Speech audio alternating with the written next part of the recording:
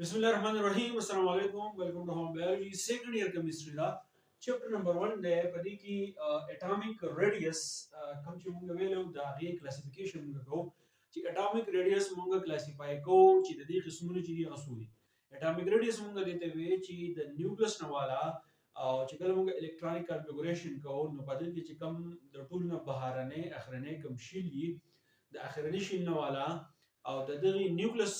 فوري چې څونه فاصله هغه د موږ اټامیک ریډیوس وي اوس د دغه اټامیک ریډیوس قسمونه دي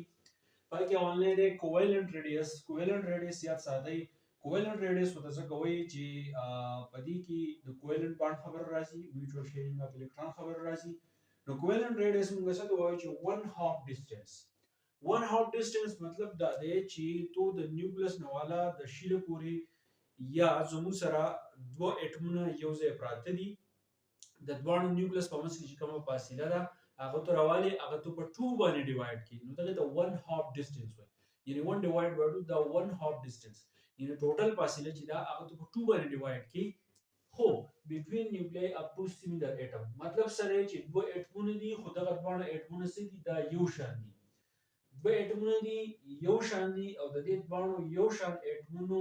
چې کوم نیوکلیس ته د هغه په منځ کې تو فاصله معلومه کی او هغه په 2 باندې ډیوایډ کی نو دغه فاصله چې دا زوم سره سره هغه کووالنت ریډیوس ده ټیک شو خو دا دوه اټمونه چې دي دا به یو بل سره یو ځای پراته په یو بانډ باندې چې هغه د موږ سنگل کووالنت بانډ وایو یعنی دا چې دوه یو شان اټمونه چې دا هغه دوه اټمونو په منځ کې سنگل باندې او هغه سنگل کووالنت باندې یعنی یو الکترون یو بل سره شیر کړي نو دغه د موږ سنگل کووالنت بانډ وایو نو د دوه اټمونو چې کوم نیوکلیس ته د هغه په منځ کې د فاصله معلومه دي په 2 باندې ډیوایډ کړي نو دغه فاصله چې دا زموږ سره کووالنت ریډیوس ده اگزامپل راغسته لري چې زموږ سره کلورین مالیکول دی کلورین مالیکول مطلب دا دی چې یو کلورین زما سره دا دی او یو کلورین زما سره دا دی دا نیوکلیس دی ټیک شو د دې په منځ کې دا فاصله ده د زو په 2 باندې ډیوایډ کړ ټیک شو یو شان اټمونه دي فرض کړئ د دې فاصله ده 198 پیکو میټر 198 پیکومیټر معلوم کو خصوص کووالنت ریډیوس معلومه نو زه به دا چې وکما چې کووالنت ریډیوس مالیکول د دې کلورین مالیکول ریډیوس زما سره څونه راغلی 198 په 2 بج ډیوایډ کوم زما سره څونه راشي 99 پیکومیټر نو کووالنت ریډیوس چې دی هغه تاسو په دې طریقه باندې چې معلومه شي وای مونږ د کلورین اټم کووالنت ریډیوس چې موږ معلومو ټیک شو کووالنت ریډیوس معمولی کو کلورین مالیکول ډیوایډ بای 2 اصل فاصله د دوی څونه ده 198 پیکومیټر معمولی کو خو کووالنت ریډیوس معلومه 1 هاف ته په 2 ډیوایډ کوم زما سره دا ټیک شو بل زموږ سره وندر والز ریډیوس ته وندر والز ریډیوس چې دی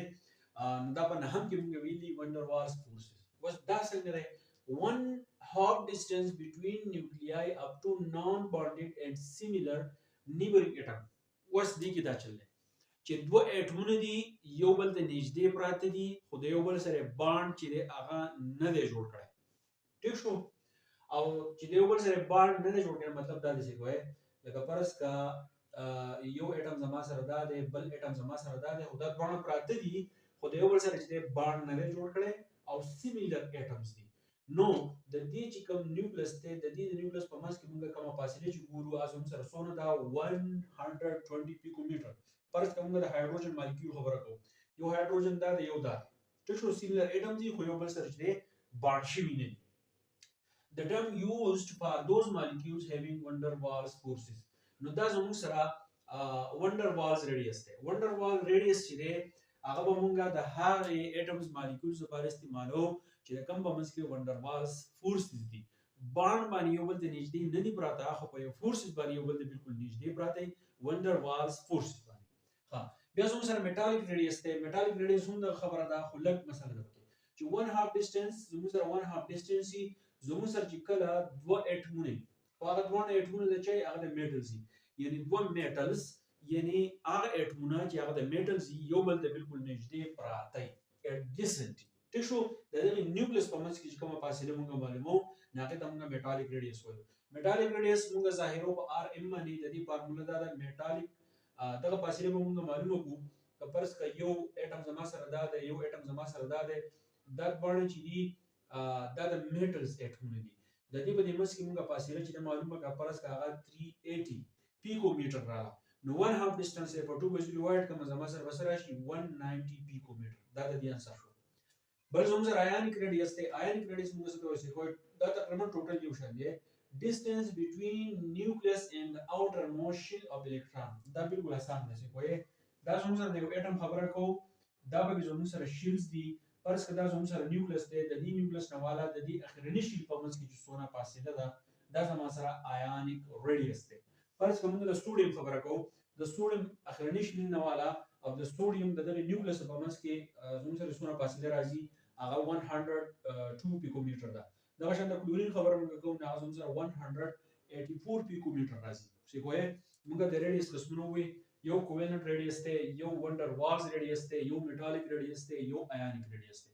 کووالنت ریډیس موږ دې ته وایو د دې سلور وانه کم ریډیس چې دی موږ ټوټل فاصله معلومو هغه په 2 باندې چې موږ ډیوایډ کوو په 2 کې.